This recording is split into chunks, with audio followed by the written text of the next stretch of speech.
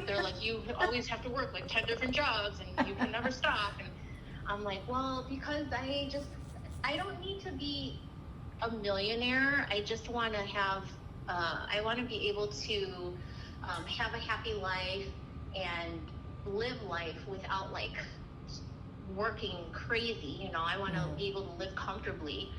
So, but yeah, like that's why I've been telling my husband since last year, I'm like, I just need to get into tech.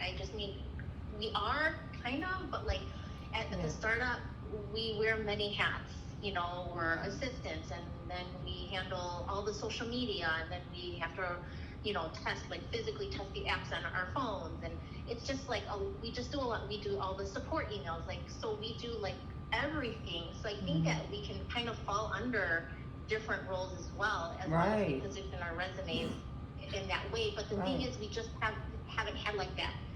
You know, it's not like an actual, I don't know how to explain it. It's not like a corporate job where like, okay, we use Jira and Zafir. You know, here with the startup, it's just like everything is just very. But that's the thing. You've done things. You've had responsibilities and skills that you've done, right? But you just didn't have maybe the official title. They didn't use the official tool. I mean, those things can be learned, right? So, I mean, even with your husband, like you said, like if he's doing the same thing or somewhat similar, like he's right there behind you. Like one of you guys might be more technical to the next, or might be more project management to to the next. But don't disregard like all that stuff y'all doing with that tech company. That is very transferable. So, make sure you guys start, really realize pulling out what you're doing on a daily basis and relate it to the application, just like how I teach you guys, related to looking at from an application standpoint, a business requirement standpoint.